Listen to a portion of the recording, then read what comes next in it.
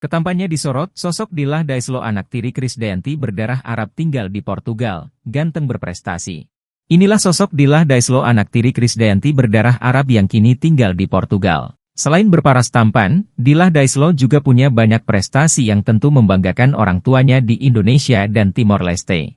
Dilah Daeslo adalah putra Raul Lemos dan mantan istrinya, Shecha Sagran yang mewarisi darah Arab dari sang ibu. Berbeda dari anak-anak Krisdayanti lainnya yang mendulang popularitas, kehidupan Dilah Daeslo justru jarang terekspos. Tak cuma modal paras ganteng, putra sambung Krisdayanti juga punya segudang prestasi dan talenta. Dilah Daeslo ternyata jago bermain basket hingga menang kejuaraan. Tak hanya itu, Dilah Daeslo juga punya bakat menggambar. Meski bukan putra kandung, Dilah Daeslo ternyata dekat dengan keluarga Krisdayanti. Hal ini terekam dalam video yang diunggah akun Instagram artis Indo_hits pada 30 Juni 2022 lalu. Di unggahan itu, putra Raul Lemos ini sedang berkunjung ke Indonesia dan mampir ke rumah Krisdayanti. Bukan di Indonesia atau Timor Leste, putra Raul Lemos sekarang ternyata tinggal di Portugal, tepatnya di wilayah Braga. Tak sendiri, Dilah Daeslo tinggal bersama adiknya, Athalia Lemos.